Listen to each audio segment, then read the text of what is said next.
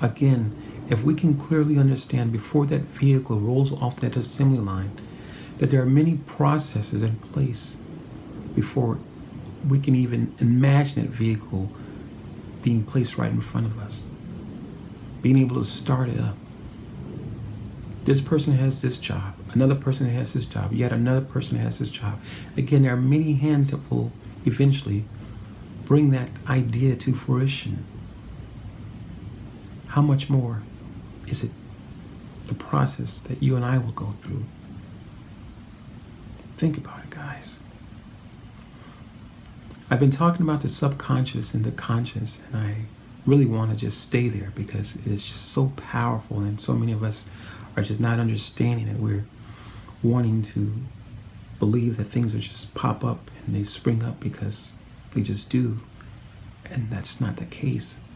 There, in fact, is a process that is happening in all of us, that's happening even right now, in your life and my life. There's a process. There's a process that takes place even before we speak. Or at least hoping so there is, because we should be thinking before we speak. So there's a process. We're taking in the information, we hear certain things, and we're calculating, computing certain matters or situations, and there's a process. But to better understand the process of being made, we must understand the power of the word. Meaning that the words that we speak, guys, this is serious. Typically, we don't hear information like this. This is good stuff, though. There's a process in the way that a seed is planted. There's a process that seed goes through. No, I don't know all the technical terms or the scientific words. That's not even important right now. What is important is that there's a process that even when a seed is planted, that it goes through. And then without that process, the plant, the tree, the fruit, whatever that tree is going to produce, it never happens without the process. Could any of our dreams ever happen without going through a process? A process of sometimes feeling rejected, a process of sometimes feeling abandoned, a process of sometimes feeling, is this the right idea? A process of feeling, is it ever going to come to fruition? So there's a process in everything. And all too often, again, we understand the process of so many other items, again, such as a vehicle coming off that assembly line, such as food being canned in a cannery, such as the garments or the clothing being made. Everyone has a role in this process. And it's the same in our own individual lives. There are many hands, many situations, many stories we've been told, many things that we've seen.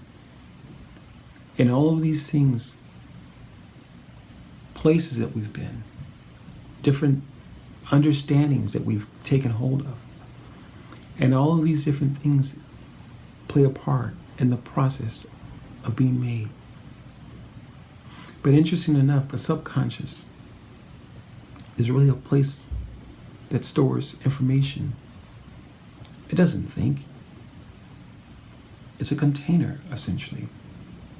It's like a storage closet that remembers, that remembers everything you've put in it, that remembers even for the things that you didn't put there. It remembers the past. It remembers your experiences. So it's like a storage closet of all the things that have happened or taken place in our lives, good, bad, or indifferent. So now, how does the conscious mind work in conjunction with the subconscious? The very moment or the opportunity for us to decide that we want to take hold of an opportunity that presents itself before us, If there's negative information in the subconscious, the mind calculates that, computes that information as if it's something negative. It can be negative or positive. Again, the subconscious is essentially a container that holds or that stores information. But it's our conscious mind, which that information comes up from the subconscious, grabs hold of it and begins to compute it, calculate it as to be negative or positive. Think about it, guys. Think about it. Do your own research about the subconscious and how it works. The information is out there for all of us if we want to change our situation. So now, here's how you change your situation, if you're so desiring to. As I mentioned, the subconscious is like a container. And anything that you put into it, it's not good, bad, it's not positive or negative. It's information, it's experiences, it's feelings, remembering what something tastes like, or remembering an experience. It's all those things where life, or at least the subconscious, has taken a snapshot of it. And it holds it there. Again, essentially like a container. The mind itself, the conscious mind, it is alert. It grabs hold of that information at the very moment that the mind says, I want to change my situation. I want to make progress. The mind believes it. It's alert of the progress that it wants to make. It sees it, it hears it, it feels it, it's aware of it. But now the subconscious comes and wants to bring back to memory an experience, neither good, bad, or indifferent, but an experience that the mind, the conscious mind, the mind that is alert, it brings it back and it labels it as a negative experience or a positive experience or something that we feel indifferent to. And eventually, with the conscious mind being alert that I'm ready to progress in my life, I'm ready to move forward with some things in my life. Now the subconscious comes in, creeps up, brings back a memory that the conscious mind has a propensity to label as negative, positive, or indifferent. And with that information, as I mentioned in the video before, with that information, because the subconscious remembers and that information is stored there, the subconscious is the ruling factor. The subconscious, in most cases, not in all cases, but in most cases, the subconscious will overthrow the conscious mind that is alert of the information and is prepared to act on it. But again, the subconscious overthrows that, and the conscious mind receives what the subconscious brings back to memory. And the conscious mind deems it as negative, positive, or indifferent. We either act on the information or we don't. Or we just sit idle because we're indifferent to it. So the subconscious mind is always at work. It never sleeps. The conscious mind, which is alert as well, or at least believes that it's alert, it goes to sleep while the subconscious is always working. It never sleeps. So it's important to be mindful what we are putting into our body, not in the way of eating, but in the way of what we hear, what we see. Is important because those things, if not guarded by the conscious mind, again, if not guarded by the conscious mind, those things that we see and hear will infect and affect our progress in life to whatever direction, whatever goal you're trying to accomplish. The power of your subconscious is at work. It remembers, it stores. It essentially facilitates our lives. So if we're asking ourselves questions such as, why aren't I moving in the direction I'm choosing to go? I see it here. I envision it here. But somehow the results are not showing up in a way that I would want to receive them. Why do we think that is? And that's because it's the subconscious.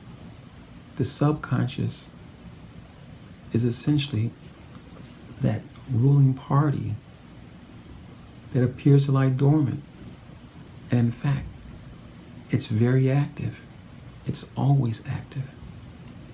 Bringing back to remembrance different things in our life. But now, through this information I'm sharing with you, we've got to learn how to tap into the subconscious through our conscious mind, being alert of the things that may come up or rise to the top, if you will, from the subconscious. And the conscious mind wants to label it as a negative experience. Just what if it was about a journey? Just what if it was not about all those things that affected you, but how you responded to the things that affected you?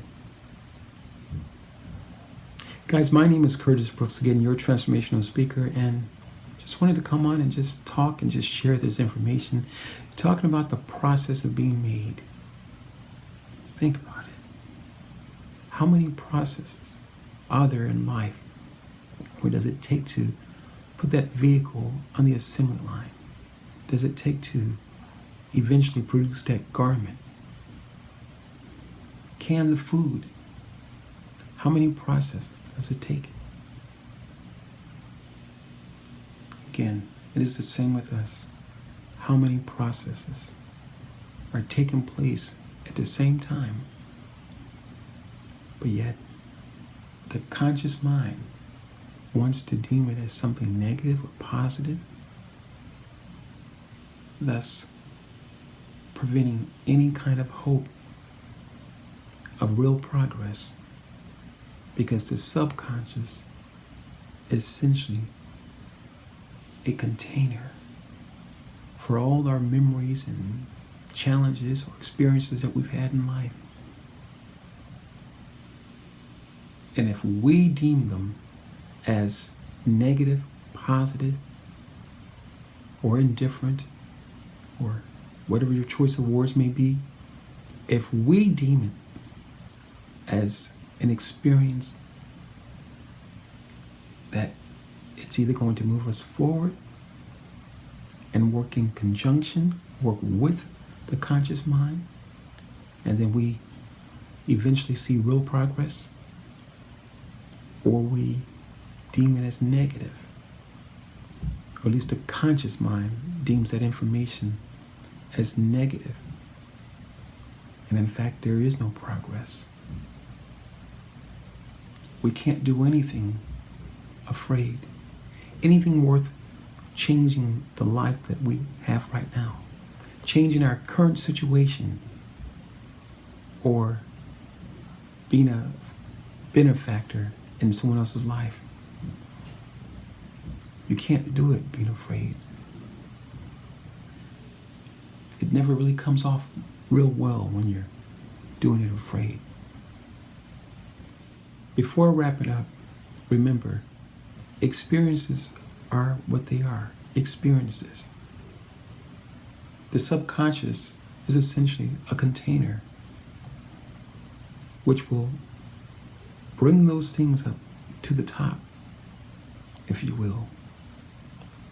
The alert mind here brings them to the top, and it likes to place judgment on things here. It likes to place judgment on those past experiences or those different challenges or situations we may be going through. And if this conscious, alert mind deems it as negative, there's no progress. But if it deems it as, wow, I'm going through, and it's okay, it's a positive experience. Because after all, there is a process of being made. Once again, guys, my name is Curtis Brooks, your transformational speaker here, and this has just been a conversation about the process of being made. You guys have a wonderful day, and we will catch up with you on our next video. Talk to you later. Ciao.